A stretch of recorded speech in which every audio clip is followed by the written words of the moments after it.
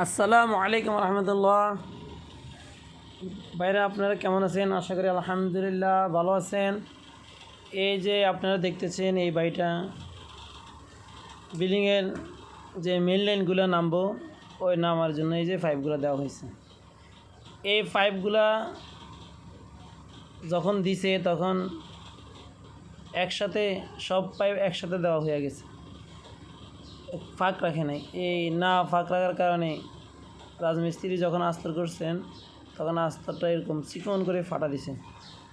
এই ফাটা আস্তে আস্তে কোনো এক সময় এই আস্তরগুলো জড়ে পড়বে।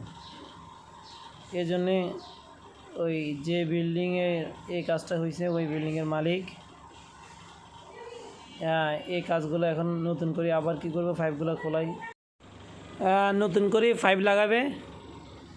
আর আপনারা সামনে ভবিষ্যতে যারা বাড়িঘর করবেন তারা দেখে শুনে এই যে ভার্টিক্যালের পাইপটা কীভাবে বসায়, এই ফাঁক রেখে রেখে বসায় কিনা, তবে কীভাবে বসাবে এটা দেখে শুনে তারপরে বসাবেন, যেন আপনাদের কোনো ক্ষতি না হয়। আর আমার চ্যানেলটা সাবস্ক্রাইব করে দিবেন যেন আমি নতুন নতুন ভিডিও দিতে পারি। আসসালামু আলাইকুম।